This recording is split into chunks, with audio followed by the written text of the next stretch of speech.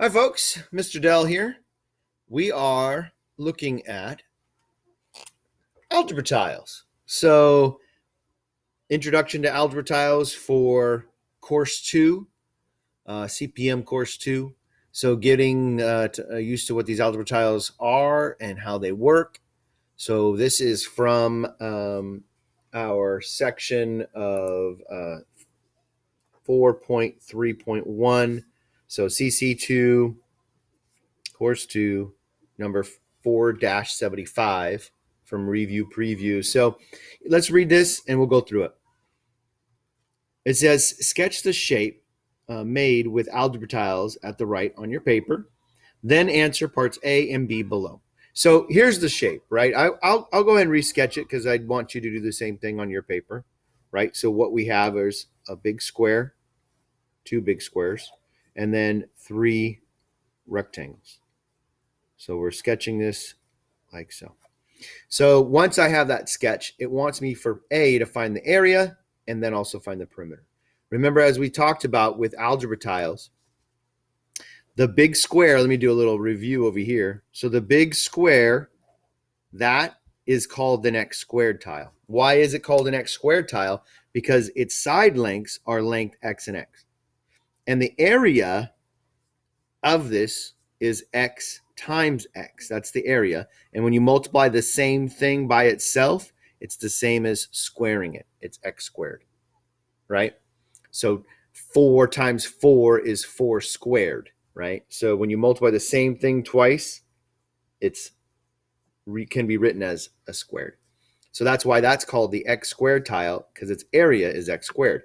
This then on the same note, this tile, that rectangular tile, it's called an X tile.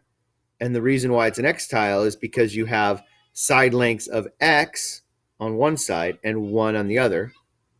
So its area would be 1 times X, right? The base times the height, or the length times the width, 1 times X. And 1 times X is X, right? 1 times anything is always itself.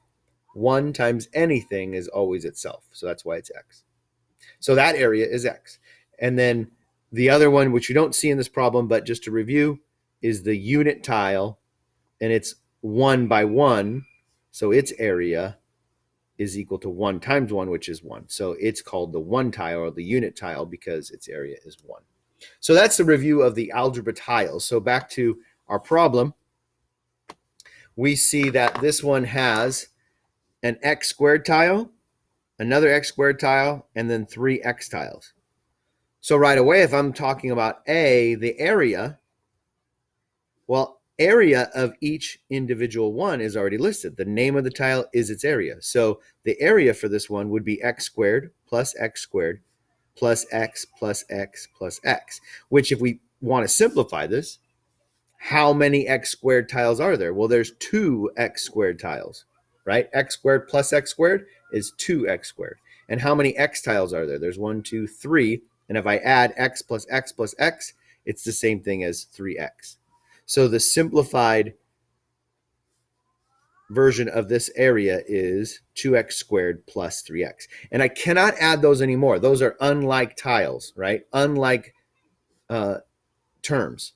X squared and x do not add. I cannot simplify that any further. That x squared and x do not add. They have to be separate because they're separate terms. They're not the same. One's a square, one's a rectangle. Cannot add those.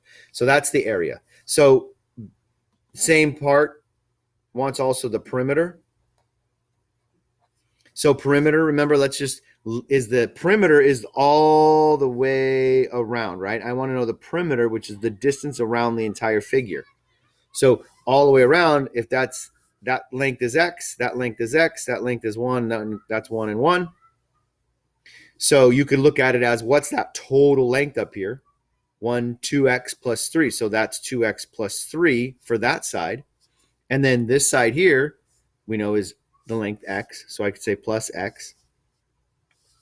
And then this whole side here, you have an x, a 1, a 1, a 1. So again, how many? You have 2x's plus 3. So another plus 2x plus 3. So I'm just adding all the way around. And then my last side over here is just an x. So I have plus another x. So that's my perimeter as an expression. But what I could do is I could simplify this perimeter in a different format, right? Because I can add all the x's. I have 1, 2, 3, 4, 5, 6 x's total, 6 sides that are x. So I can say that 6x. And if you look at what I have here, I have an x, I have a 1x, a 2x, and another 1x, which all those add up also to be 6x, combining like terms. So 2x plus 1x plus 2x plus 1x is 6x. Or looking at the figure, 1, 2, 3, 4, 5, 6 x's. So that's why it's 6x. Plus, and then what are my units? I have 1, 2, 3, 4, 5, 6. So plus 6. And again, you can also see it with the 3 plus 3 if I were to simplify this expression. So my simplified perimeter is 6x plus 6. All right, so that was A. So B. B asks, if the algebra tiles were rearranged into a different shape, how would the area change?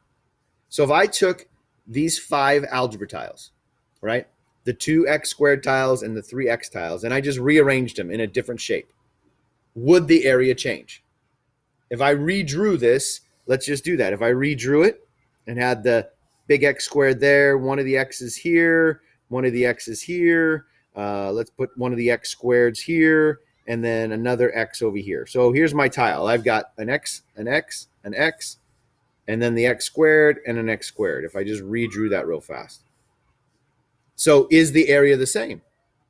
It sure is, right? Because I haven't changed the tiles. There's still X plus X plus X and X squared plus X squared.